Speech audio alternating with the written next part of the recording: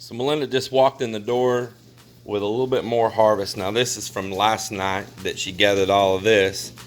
She gathered these up this morning, some banana peppers and some poblano peppers, another cucumber, and just a couple of these long beans. You actually didn't plant enough of these to get a good harvest, did you? They're kind of thin. They're only, I think, four or five. Yeah, so it's kind of a thin harvest on these. She was just giving them a try here to see how they would do.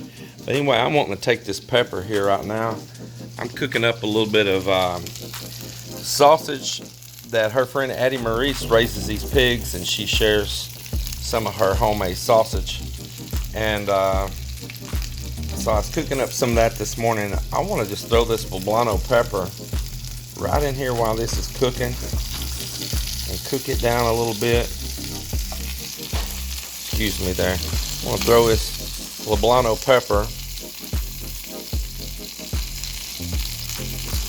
right down in there while this sausage is cooking, and cook it up a bit. Man, I just love a grilled or cooked down poblano pepper. I don't know how you all do it. I usually will take and cook them outside on the grill when they're a little bit bigger than this. But she picked these just a little young. She said it was the first ones it made, and we just went ahead and took it. No problem with me. It's just about to go on my belly.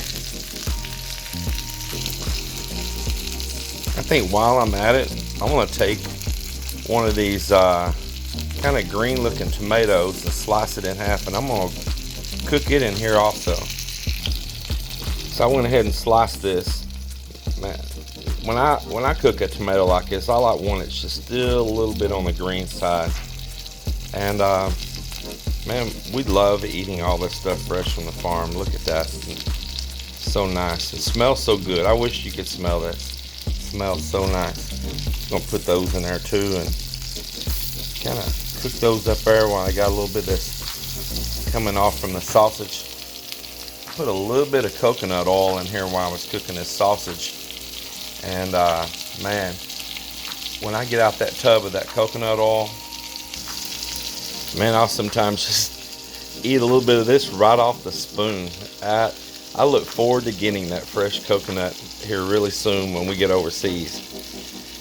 This is nice and healthy to cook with. You all should try this sometime. You know what I was thinking? I was thinking while I'm doing this, my mind's been about that purple onion. I love cooking those too. So I went ahead and cut that purple onion Melinda had over there, and I'm going to add it in here as well. Why not? Grilled onions, tomato, pepper. Yep. Sounds like a plan to me.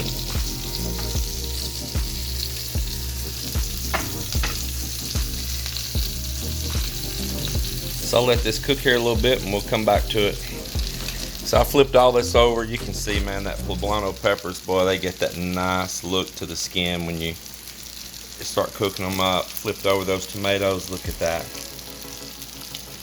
Look at that. The onion's starting to caramelize a little bit.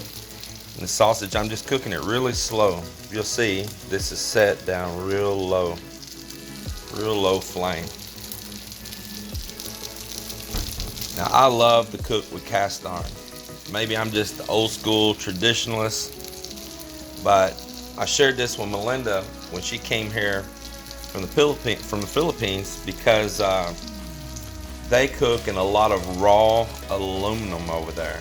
Now those pans heat up really fast, and so if you're cooking out on an open fire or something, you don't have as hot of a flame as you do like a gas flame or electric. Of course, that aluminum really heats up and gets to cooking, and it's the same as like lead poisoning as well. It affects your arteries, it affects your mind. It's just not good. Those soft metals are not good. So Melinda and I, we did a little research together, telling her why I believe the cast iron was better. Not even some of these Teflon coated pans, super bad too, I'm telling you. And stainless steel was pretty good if it's pure stainless, not a whole lot of layers of different stuff in it that'll come loose. But the number one thing out there by research after research was just good old cast iron. And Melinda looked into it on her own, not just me, and she agreed with that decision, and we've pretty much cooked, I guess, a lot now here in cast iron, don't we? Yeah, at first she didn't know how to care for the cast iron, and she would scrub it all the way down raw every time, and it'd try to rust. And of course, it's just a learning curve, so I had to explain to her, you got to keep it oiled, you got to keep it seasoned in. Don't put a bunch of soaps and stuff in it that fills up in the pores and all. But she learned, and she has got it down right now. We keep a nice cast iron here going out.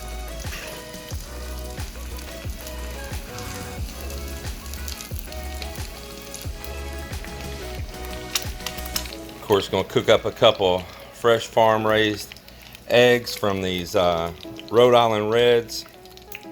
It's another thing we enjoy here every day. So everything that you're seeing here is farm raised. Another nice thing about using the cast iron, once you learn how to take care of it and all, like after I cooked that sausage and everything just then, I didn't want my eggs all brown looking from where I cooked that sausage. I probably cooked them first, but I didn't want them to get cold. So one of the things I like about cooking with cast iron is you can use metal spatulas. You don't have to use all that plastic crap and all. Once again, leaching out toxins. You can use real metal on the cast iron. You ain't scratching coatings and finishes. And I tell you, those coatings and finishes, they're usually carcinogens. So I want to show you the skillet here. So see, I cooked all that sausage and then I just wiped it out real quick. It didn't take but a second. I just didn't want all that brown stuff on my eggs from the sausage.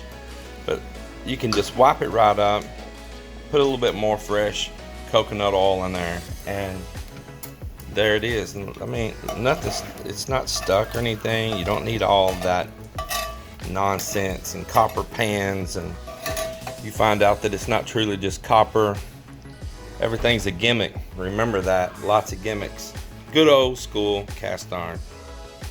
And now a nice healthy morning breakfast, because I know where this sausage was raised and how it was raised and processed. I know where these eggs came from.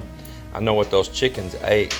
I know where these onions came from. I know where these tomatoes come from. And there was no pesticides, herbicides, toxic type fertilizers or nothing. That is the healthy living that Melinda and I are always going after. That's the best medicine for my condition in my body. Eat healthy.